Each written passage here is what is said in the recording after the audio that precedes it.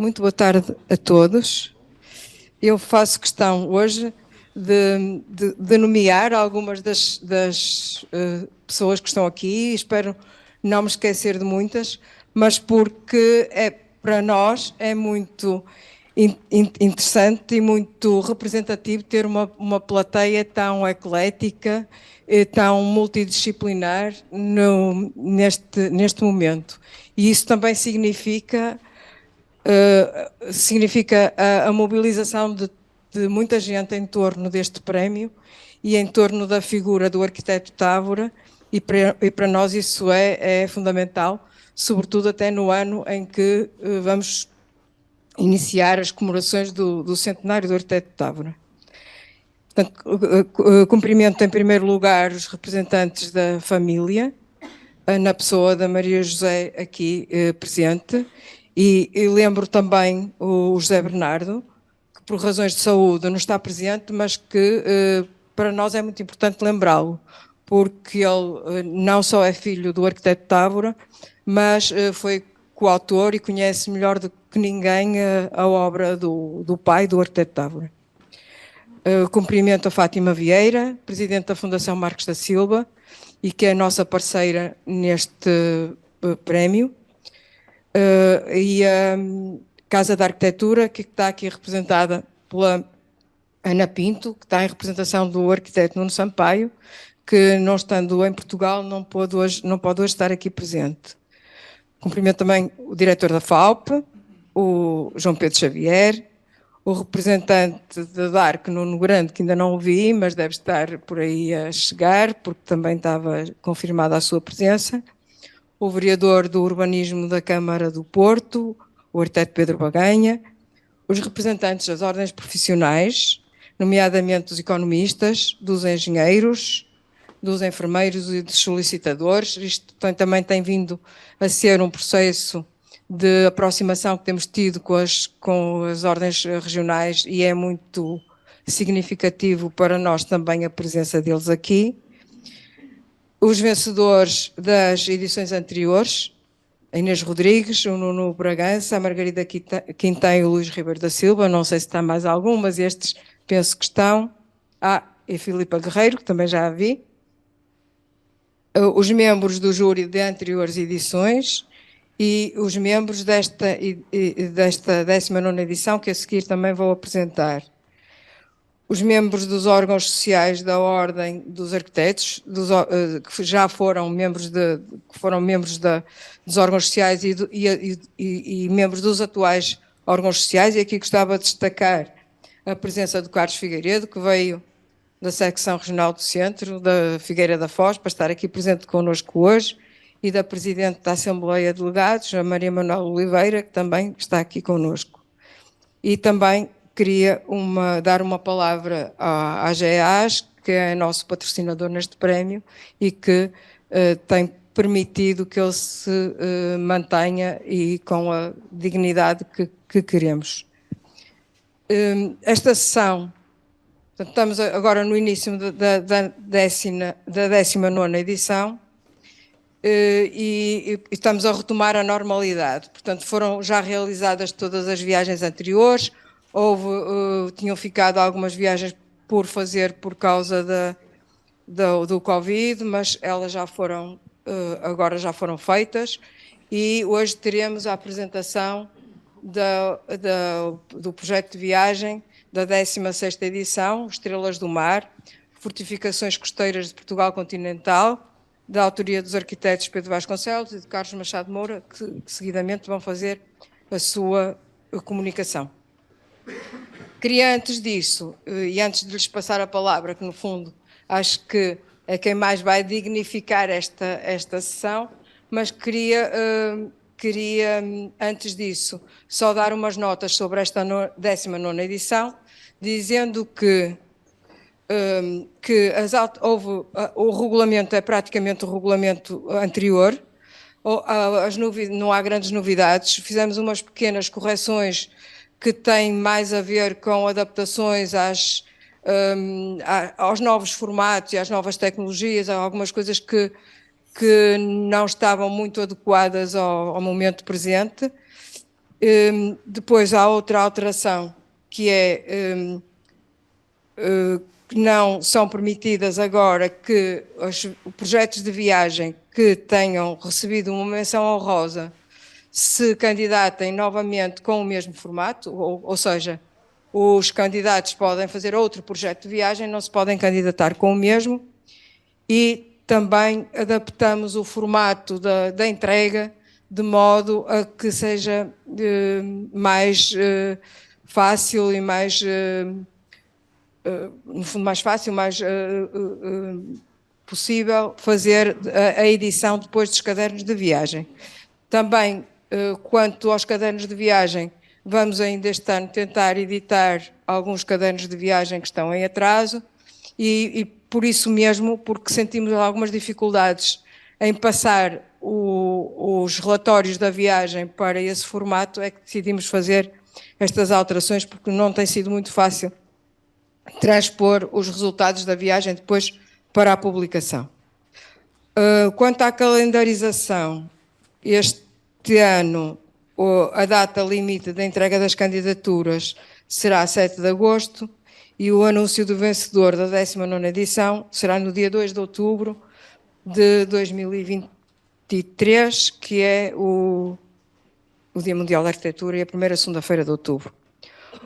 O júri este ano é constituído pelo ator e encenador Ricardo Paes, que é a figura de relevo nomeada pela Ordem, pela arquiteta Susana Ventura, em representação também do Conselho Diretivo Regional do Norte, pela arquiteta Andréa Soutinho, arquiteta indicada pela Fundação Instituto Marcos da Silva, pela Ana Vieira, arquiteta indicada pela Casa da Arquitetura e Câmara Municipal de Matosinhos, e pela Maria José Távora, designada pela família do arquiteto Fernando Távora.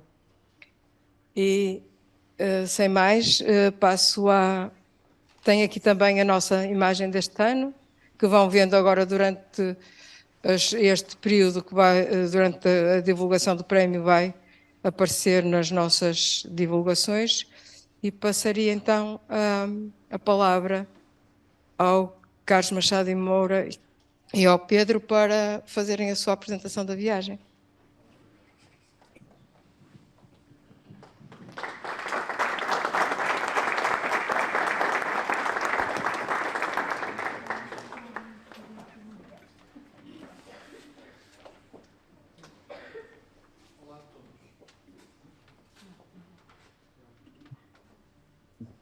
Olá a todos, chamo-me Pedro Vasconcelos, este é o Carlos Machado e Moura. E esta é a conferência de apresentação do trabalho Estrelas do Mar, Fortificações Costeiras de Portugal Continental, vencedor da 16ª edição do Prémio Távora. Obrigado por terem vindo.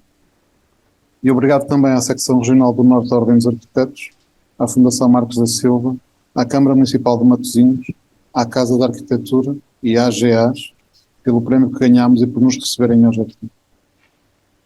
Queremos também agradecer à família do arquiteto Fernando Távora, no ano em que se comemora o centenário do seu nascimento. Da sua memória registramos para sempre o seu gosto pela viagem e a sua generosidade, partilhando sempre muito do que sabia. Costuma dizer-se que os arquitetos vivem e morrem aos tiradores. Saindo do ateliê, viajando, juntando experiência e erudição, Fernando Távora provou haver sempre um caminho diferente. Acreditamos que nos compete também, a nós, manter vivo este modo de vida arquitetónico, mais livre, mais completo. Em 2020, quando apresentámos a nossa candidatura, propunhamos visitar todas as fortificações que ocupam o nosso litoral, registando digitalmente a sua localização e características. Foi isso que fizemos, agregando o resultado da nossa viagem num site que partilhamos publicamente desde o primeiro momento. A conta são 87 fortificações, às quais juntamos outras 70 cuja existência apenas identificamos.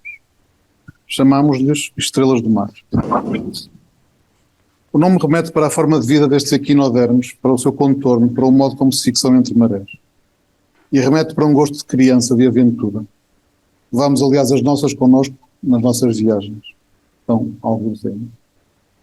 E foram elas que escalaram algumas das muralhas dos fortes que vão ver e que garantiram algumas das suas fotografias. O exotismo dos nomes que encontramos parece garantir só por si, instantaneamente, esta ideia de aventura. Lagarteira, Gelfa, Pedreneira, Paimogo, Milreu, Magoito, Crismina, Sanchete, Oitavos, Cadaveira, Giribita, Ponta do Cavalo, Moinho da Desgraça, Beliche, Almadrena, Burgal, Ilha das Leves. Uma aventura arquitetura, como se chama o meu filho Vasco. O plano do que vão ver e ouvir segue o plano original da nossa investigação. Ex loco, ao estirador, in loco, ao ar livre. Com a consciência óbvia de que nenhum plano de batalha resiste ao primeiro encontro com o exército inimigo.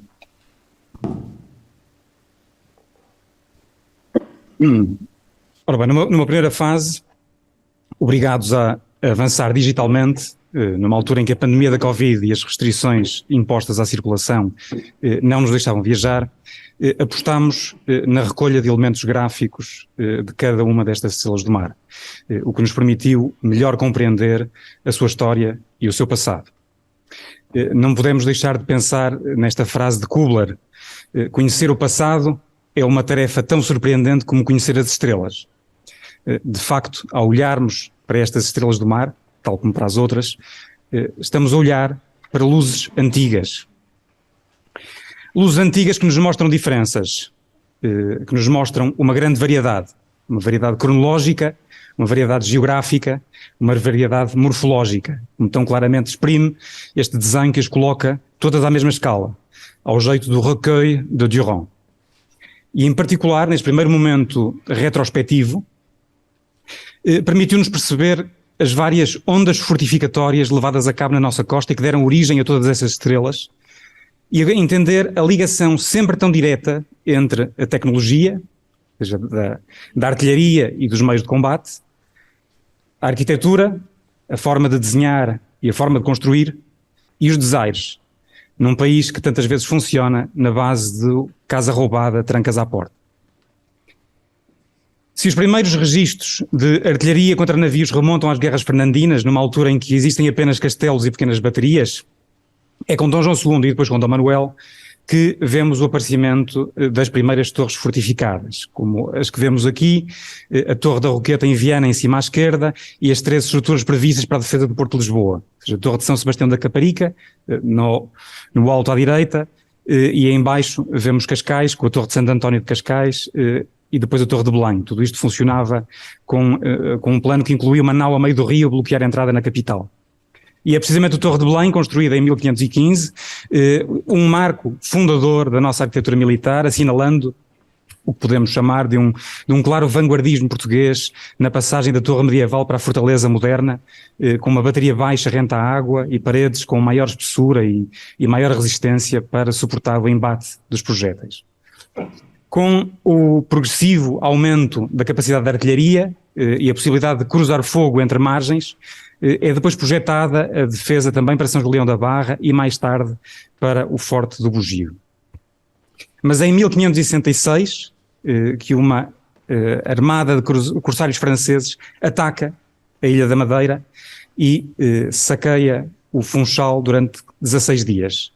Portanto, nesse momento em que o país estava apostado sobretudo em chegar e em fortificar o longe, os territórios longínquos, ainda só existiam 3 fortificações abaluartadas na costa continental portuguesa: o Forte do Pinhão no Algarve, o de São Julião da Barra e a Fortaleza da Senhora da Luz em Cascais. E é então que o cardeal Dom Henrique envia 3 missões de levantamento de necessidades de fortificação, uma para os Açores, outra para o sul do país e uma terceira aqui para o norte.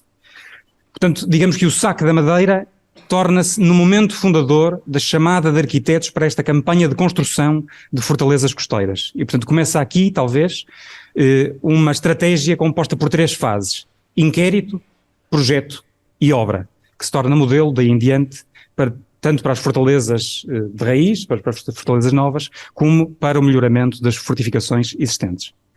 Mas não nos serviram de muito estas primeiras fortificações abaluartadas. Logo em 1580, a grande invasão espanhola foi precisamente um ataque marítimo, com o desembarque de 1500 homens junto ao Cabo Raso, Sanchete, portanto tomando depois Cascais por terra, que já na altura era uma fortificação moderna triangular, e pouco depois Lisboa. E é precisamente durante o período filipino, ou seja, que assistimos à construção de muitas fortalezas abaluartadas, segundo os modelos italianos, como as que vemos aqui, ou seja, à esquerda o enorme forte de São Filipe, em Setúbal, que depois deveria complementar o da direita, que é o do forte do Outão. Também no Algarve, o forte da Almádena segue este modelo, assim como os fortes do Pessegueiro e da Ilha do Pessegueiro, que formavam os dois parte de um abandonado projeto de construção do porto artificial na costa alentejana. E, claramente, também aqui no norte e no centro, vemos os fortes abaluartados de Viana do Castelo, a fortaleza triangular da Figueira da Foz, aqui à direita, ou já quase nas vésperas da restauração, o forte de Matosinhos, em Lessa da Palmeira, à esquerda, erguido, desmontado e reerguido noutra localização em apenas 13 anos e já num modelo arquitetónico mais próximo dos que são edificados no contexto da restauração. É também nesta altura que se constrói o Bugio, ou seja, cuja gênese envolve muitas soluções diferentes, com forma triangular, como aquela que vemos à esquerda de Francisco de Holanda, circular de Vincenzo Casale, e até hipótese de uma planta elíptica do Tiburcio Spanocchi, optando-se depois pela construção desta icónica versão circular, eficiente na resistência às ondas por não ter arestas, mas limitada na função de comutar a artilharia virada ao canal de navegação. E com a restauração da independência começam logo a projetar-se e a construir-se novos fortes, como este que vemos aqui, o Forte da Berlenga, que é talvez mais um daqueles que não serviram para muito, pensados para defender uma pequena ilha sem água doce, ainda resistiu a um ataque turco, mas já não resistiu à tomada por Diego de Ibarra logo a seguir, em 1666. Mas deste momento construtivo, desta onda fortificatória da restauração, ou seja, com Dom João IV e depois com Dom Pedro II, importa sobretudo identificar a alteração do sistema de defesa. Ou seja, perante a iminência de um ataque castelhano, o plano passava em não os deixar desembarcar. E por isso é que ao longo das praias da costa há um enorme conjunto de pequenas fortificações com pequenas baterias que são construídas. E nestas imagens que vemos aqui, podemos ver uma clara serialidade dos modelos arquitetónicos. No norte constrói-se um modelo muito semelhante em Vila Praia de Âncora, Gelfa, Passau, Esposende. E aqui em baixo à direita vemos a Póvoa de Varzim, também muito semelhante ao Forte Vila do Conde. Entre Peniche e Lisboa são construídos 48 fortins. Digamos que Peniche é a grande fortificação deste período. E à direita vemos a repetição do mesmo modelo no Paimogo, Milreu, Magoito e Ericeira. Poderíamos continuar, ou seja, só neste conjunto destas imagens vemos a riqueza tipológica de um mesmo fortim, um modelo com pequenas variações repetido ao longo de toda a costa junto à foz do Rio Tejo.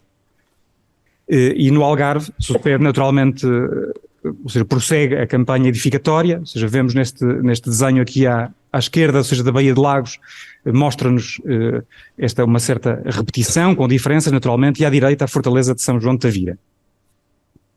Com o início da Revolução Industrial e com o enorme aumento do poder de fogo dos navios do século XVIII, as fortificações veem-se na necessidade de aumentar a capacidade de resposta e, portanto, as estruturas existentes, como a do Forte de São João das Maias em Oeiras, que vemos aqui na imagem, são complementadas com novas baterias e novos redutos. Portanto, no fundo há uma aposta na redobrada fortificação das estruturas existentes. E em seguida as invasões francesas entram por terra, já não entram por mar. Mas depois, uma vez cá, para se defenderem dos ingleses, vão reforçar a Barra do Tejo e o troço entre Peniche e Setúbal. Ainda assim, esta campanha também não foi suficiente para impedir o desembarque do exército britânico em agosto de 1808, em Lavos, na margem sul do Rio Mondego, em frente à Figueira da Foz. Assim como em vésperas da Guerra Civil, as fortificações da Barra do Tejo também não bastaram para impedir a entrada forçada de uma armada francesa liderada pelo almirante Roussin em 1831, que se apoderou de todos os navios portugueses que estavam no porto de Lisboa. O que fragilizou a armada miguelista, permitindo a Dom Pedro um mais fácil desembarque em Lessa da Palmeira, ou no Mindelo, no ano seguinte. E, portanto, neste contexto, é também interessante notar que tanto nas invasões francesas como na Guerra Civil, o Castelo do Queijo de nada serviu, ou de muito pouco serviu, nem interessou a nenhum dos lados, acabando por ser saqueado pela população. E, espantosamente, note-se também que é através dos fortes que Portugal entra na Guerra Civil Americana, em 1865, ao julgar como bélica a atitude que levou à saída de 2 fragatas unionistas em perseguição de uma fragata de confederados, a Torre de Belém abre fogo para garantir a neutralidade do estuário do Tejo.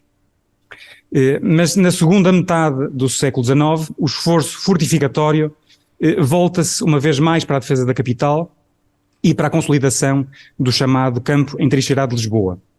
Desta vez procura-se responder a uma nova tecnologia, aos projéteis de aço, aos novos canhões Krupp com alcance de vários quilómetros, ao aparecimento da eletricidade e aos novos meios de comunicação. Portanto, tudo isto foi permitindo afastar as baterias da orla, alterar a opção arquitetónica por estruturas agora dissimuladas, invisíveis para o inimigo.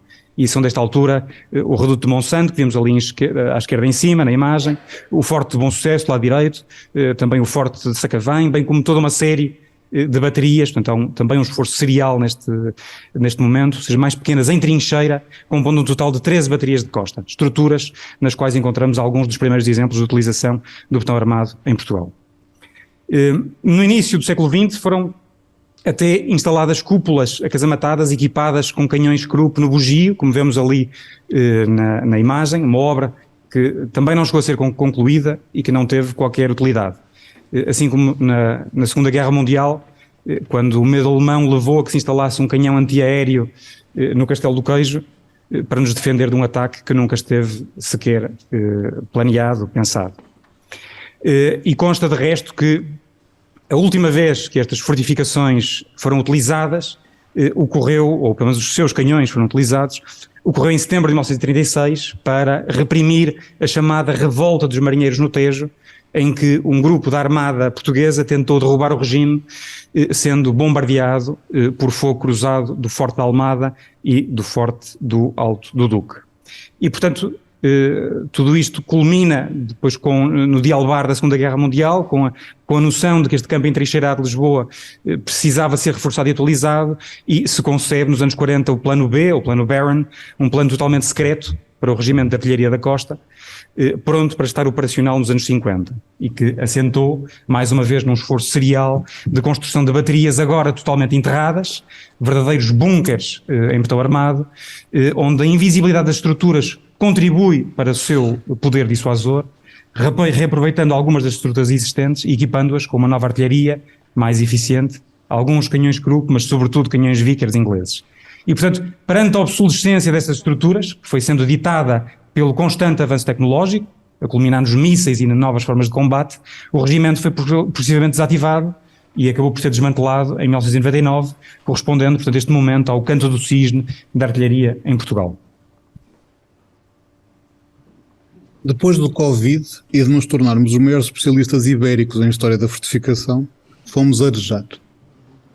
Visitamos 87 edifícios, registámos todos. Entre Ínsua e Castro Marinho há 943 km de costa. Estes dois locais são também os extremos do levantamento de fortificações que Duarte de Armas registrou no século XVI, e o mesmo que serviu de mote à viagem de Carla Garrido, da Filipa Guerreiro e do Pedro Bragança, quando ganharam a 14ª edição do Prémio Távora. Eu e o Carlos, em vez de contornarmos o país por terra, contornámo-lo por mar. A variedade do que encontramos no mundo digital, fechados no ateliê, encontramos-la também idêntica in loco, ao ar livre. O modo como aqui organizamos as nossas estrelas do mar, para as mostrar, tenta dar algum sentido a essa variedade. De uma forma simples, talvez simplória, experimentamos agrupá-las por temas. Começando pelo estado de conservação. Temos fortificações impecáveis, como o Forte de Albarquel, a Poente de Setúbal. O Forte da Praia da Consolação, a sul da Nazaré. O de Santiago da Barra, onde estranhamente se declara com orgulho estarem a restaurar o quarto usado por Salazar, sem incluir a famosa cadeira, entretanto desaparecida. E temos a bateria da Raposa, perdão, sim, temos ainda o Forte do Lagarteiro em Vila Praia de Âncora. E temos a bateria da Raposa que protege a costa da Caparica. Na maior parte dos casos, este Estado resulta de se ter garantido para as fortalezas uma nova função. Tem quem precise que o seu teto não caia. Por vezes não saem muito da sua vocação defensiva e estão ocupadas pelo Ministério da Defesa. É o caso do Forte de Santo Amaro. O caso a nascente do de São João das Maias, também em Oeiras. E ainda mais para a nascente o de Porto Salvo. Há também ocupações da PSP e da GNR, Forte de Almada, ou de Cacela Velha, no limite nascente da Ria de Faro. Estamos até defendidos pelas férias de verão do nosso Presidente da República, na Cidadela de Cascais. Ficam todas estas fortificações em bom estado, mas à troca fechadas à nossa visita e protegidas do voo dos drones.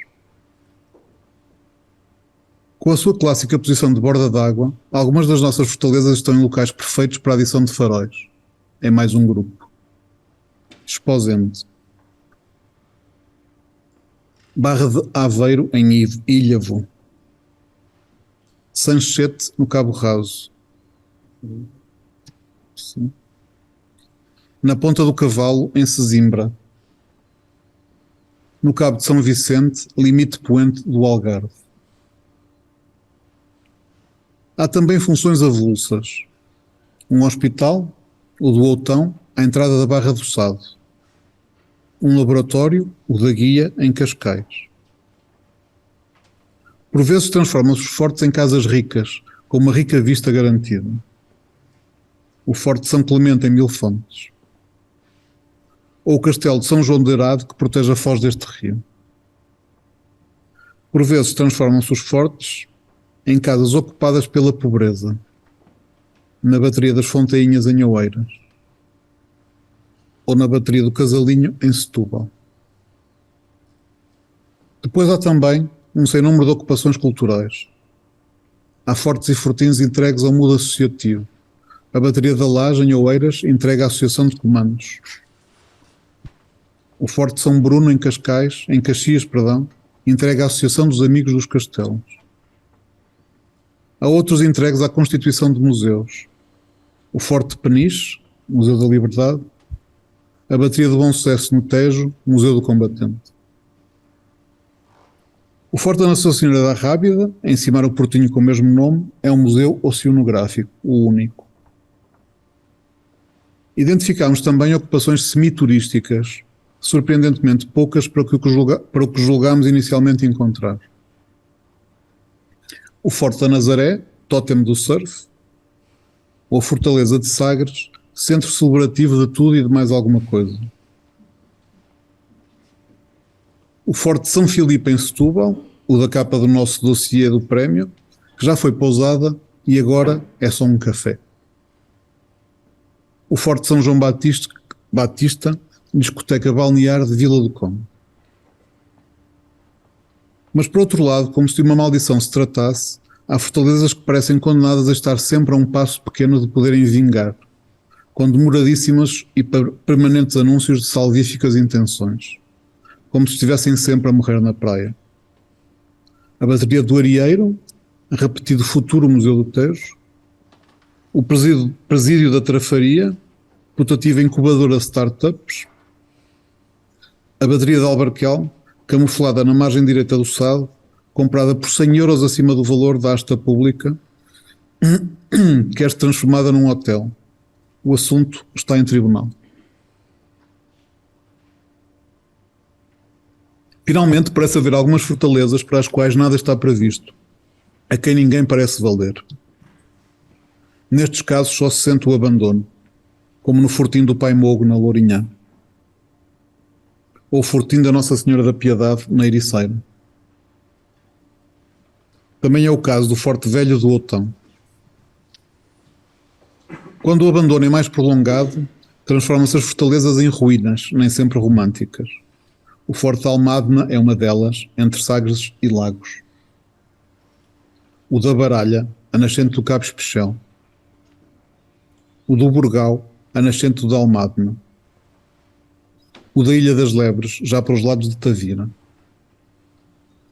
Há também ruínas que servem como enormes telas para grafites, a arte urbana de Baldio, a bateria da Raposeira, na curva do Tejo para o Atlântico, a do Outão, que fecha a Barra do Sado, ou a bateria da Parede, na linha. Temos também fortalezas que conseguem sobreviver ao desaparecimento do vazio que durante muito tempo as amparou. Vazio, em alguns casos, ocupado pelo crescimento urbano das povoações que começaram por defender. É o progresso, há quem diga. O fortim de Nossa Senhora das Salas em Sines, precedido de uma moderníssima marginal. O Castelo da Póvoa, outra marginal. O nosso São João da Foz, nó rodoviário. O Castelo de Santa Catarina de Portimão, com marina, avenidas, clínicas de wellness. O enorme Castelo de Santiago da Barra, rodeado de estaleiros, instalações portuárias, a feira, restaurantes, tabernas. O vazio é, noutros casos, ocupado pela natureza que parece teimar em engolir algumas das nossas estrelas. Como no verde Forte de Passau, a norte de Viana do Castelo.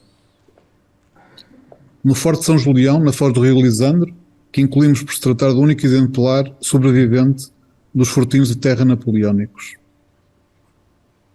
Ou no meio fortinho da meia praia, a nascente de Lagos. Ou na bateria de Alpena, sobre a Caparica. E há outras fortalezas a quem o chão parece querer fugir debaixo dos pés, a cada maré viva que vai minando a falésia. O fortinho de Santa Susana, no limite norte do concelho de Mafra. O do Milreu, logo a sul. O Forte do Beliche, entre os promontórios de São Vicente e Sagres. Mas podemos juntar as nossas estrelas do mar de outros modos, encontrando-lhes semelhanças formais repetidas, como já se falou, como exemplo, o Fortim do Cão, entre Viena e Caminha, semelhante ao da Ariosa, estrela de 4 pontas e baluarte redondo. Os fortinhos da Cadaveira, da Poça, do Magoito, das Velas, pequenos e austeros retângulos entre Sintra e Cascais.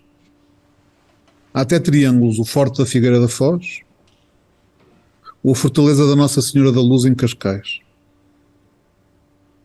Há ainda a possibilidade de reunirmos fortes dedicados ao tuning. O Forte da Penha de França, no qual se colam guaritas e cantarias para comemorar o 5º aniversário da morte do infante. Uma antiguidade rigorosamente nova. Ou a enorme Fortaleza de São João da Barra, a quem a de Gemna, no início dos anos 50, julga por bem dar uma aparência neomedieval usando a antiga Torre do Farol. E a incontornável Torre de Belém, à qual são adicionados rendilhados um pouco por todo o lado em 1845. Uma espécie de horror ao vazio. Podemos também, sem dizer a ninguém, se calhar, reunir num só grupo os fortes que revelam esses erros crassos de projeto. Já os havia na altura. Cabem aqui os fortes do Pessegueiro, dependentes de um porto artificial demasiado ambicioso e impossível de construir. A Berlenga, que parece apenas defender-se de si própria, sem acesso à água doce, como já foi referido. O nosso Castelo do Queijo, birra da Câmara do Porto, pelos vistos de tradição já antiga, sem poço nem cisterna, e humilhação perante o Estado Central a quem rapidamente pedimos para o comprar. O Bugio, maravilhosa circunferência em que apenas se ocupa 1/10 dos seus 360 graus, com canhões destinados a cruzar fogo apenas numa direção. Como dizia Oscar Niemeyer, importante é ser bonito, se funcionar, tanto melhor. Há finalmente as fortalezas que não entraram na nossa recolha. São 70, por vários motivos. Um bastante básico, já não existem. O Baleal, a nascente de Peniche, o Zavial, perto de Sagres. Temos também os castelos que construídos perto do mar, é certo, que são construídos perto do mar, é certo, mas que servem apenas a terra. Sesimbra, por exemplo. Depois as ficções puras. O Hotel do Guincho, inventado sobre uma antiga bateria de artilharia. o Forte do Pinhão, Maison, a fingir de forte original. Temos ainda os palacetes, destruidores sem escrúpulos ou arrependimento de antigas fortalezas, aproveitadas para fundações, varandas e tuvenã, como o Chalé Barros, construído sobre o antigo Forte de Santo António da Cruz, e o Palácio Palmela, sobre o antigo Forte de Nossa Senhora de Conceição, ambos em Cascais. Deixámos também de fora, finalmente, as fortificações que não possuem espaço interior. A Fortaleza de Buarcos, a norte da Figueira da Foz, ou a Muralha de Lagos. Este foi um critério que roubámos à brilhante definição de arquitetura de Fernando Távora. São as fortalezas, estas, a quem não assiste, uma organização de espaços interiores que interessam à vida das pessoas.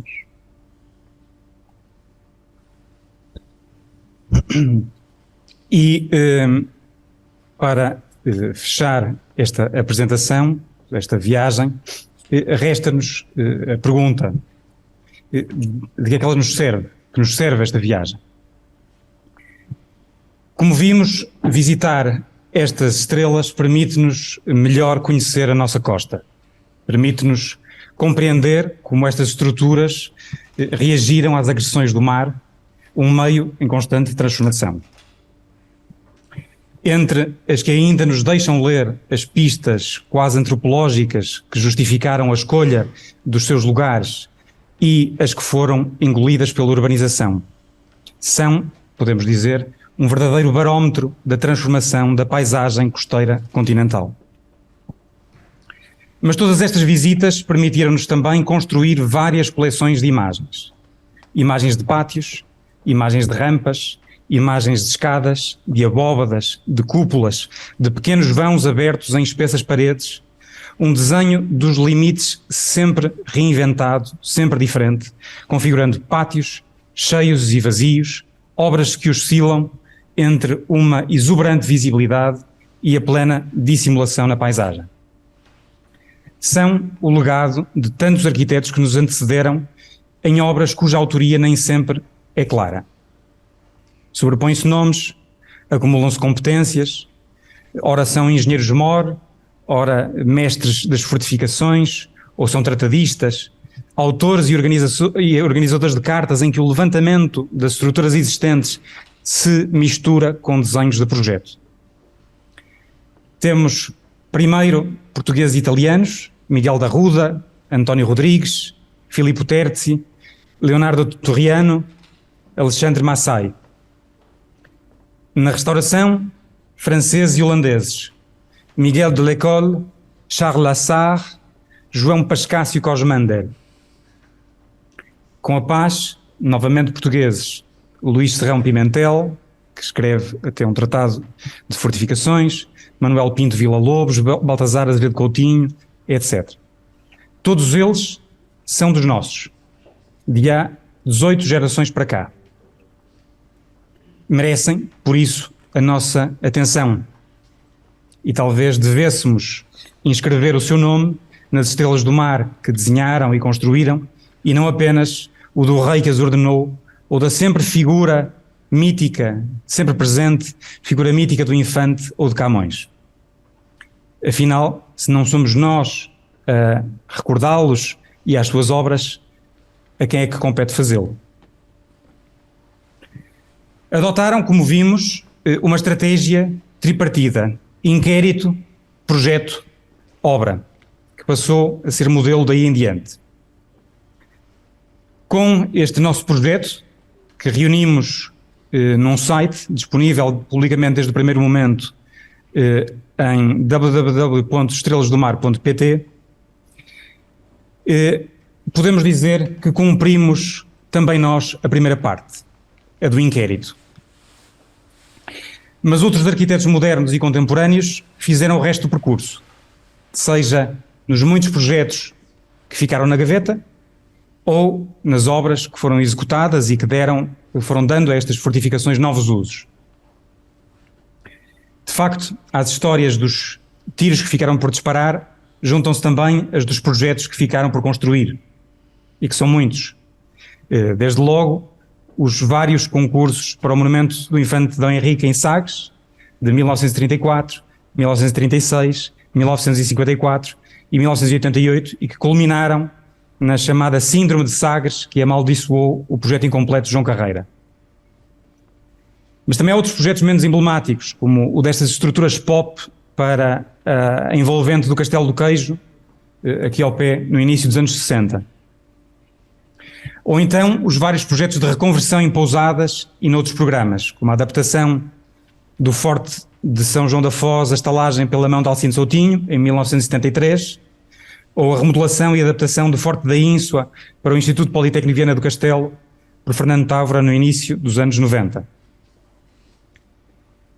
E há também os projetos que viram a luz, e aqui vemos o da reabilitação e ampliação para turismo de habitação, ou turismo de natureza, do Forte São João da Barra, em Tavira, por Vítor Mestre e Sofia Aleixo, ou a reabilitação e musealização do Forte e do Farol de Santa Marta, em Cascais, por Manuel e Francisco Aires Mateus.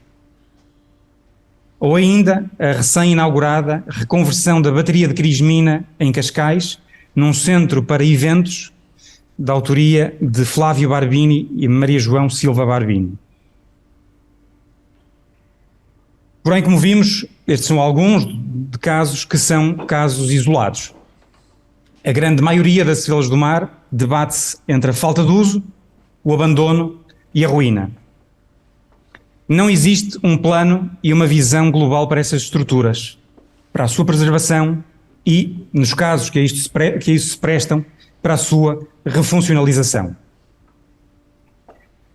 Não se prestam todas ao turismo, para albergarem hotéis, discotecas, escape rooms, centros de monitorização ambiental ou museus.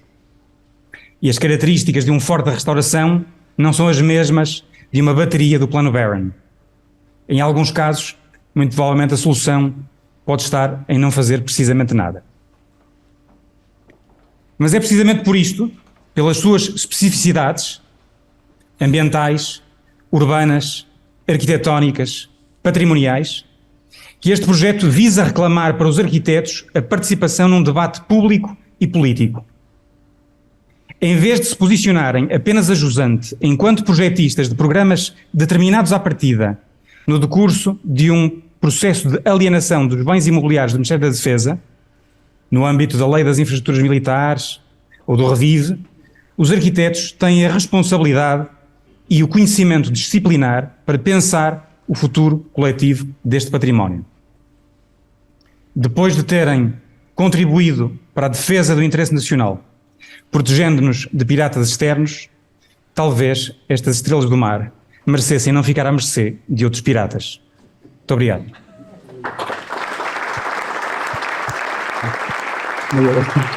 Obrigado. Obrigado.